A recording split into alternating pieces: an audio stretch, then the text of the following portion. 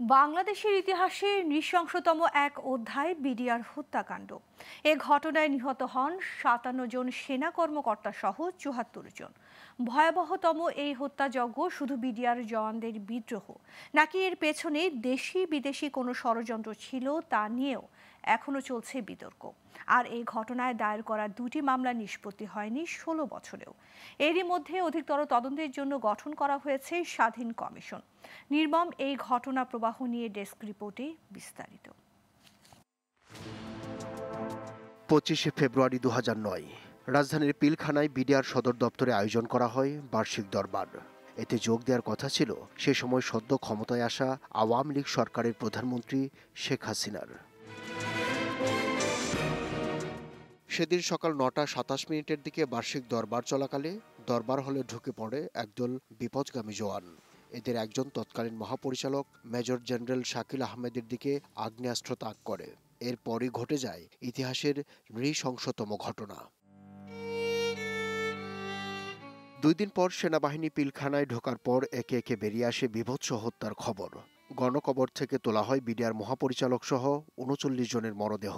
কিছু মরদেহ পুড়িয়ে দিয়েছিল বিডিআর জওয়ানরা, আর কিছু ম্যানহোল দিয়ে ভেসে যায় হাজারীবাগ খালে। এছাড়া সেখানে থাকা সেনাবাহিনীর পরিবারের উপর চালানো হয়েছিল পাশবিক নির্যাতন। ঘটনার ৩ দিন পর ২৮শে ফেব্রুয়ারি করা হয় ২টি মামলা, একটি হত্যাকাণ্ডের, আরেকটি বিস্ফোরক আইনে। এরপর ১৬ বছর ধরে চলা এই হত্যাকাণ্ডের বিচার চলে বিডিআর আইনে। অবশেষে হত্যাকাণ্ডের মামলায় বিচারিক আদালত ও হাইকোর্ট রায় দিয়েছে। এখন মামলাটি চূড়ান্ত নিষ্পত্তির জন্য রয়েছে আপিল বিভাগের শুনানির অপেক্ষায়। আর বিস্ফোরক আইনে করা মামলাটি এখনও বিচারিক আদালতে সাক্ষ্য নেয়ার পর্যায়ে আছে। এদিকে ৫ই আগস্ট ছাত্র জনতার অভ্যুত্থানে হাসিনা সরকার পালিয়ে যাওয়ার পর আবারও আলোচনায় আসে বিডিআর হত্যাকাণ্ডের বিষয়টি। নিহত সেনা কর্মকর্তাদের স্বজনের পাশাপাশি বৈষম্য বিরোধী ছাত্র আন্দোলনের পক্ষ থেকেও ঘটনার পুনঃতদন্তে স্বাধীন কমিশন গঠনের দাবি তোলা হয়। অবশেষে দেশি বিদেশি ষড়যন্ত্র ঘটনার প্রকৃত স্বরূপ উদ্ঘাটন ও জড়িতদের শনাক্তে ৭ সদস্যের স্বাধীন তদন্ত কমিশন গঠন করে অন্তর্বর্তী সরকার। এখন পর্যন্ত ৩৭ জনের সাক্ষ্য নেওয়া হয়েছে।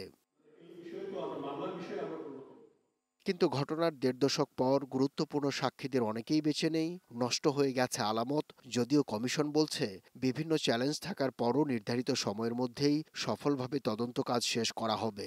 এখন এই জঘন্যতম হত্যাকাণ্ডের উদ্দেশ্য ও কারা জড়িত তা জানতে অপেক্ষায় পুরো জাতি।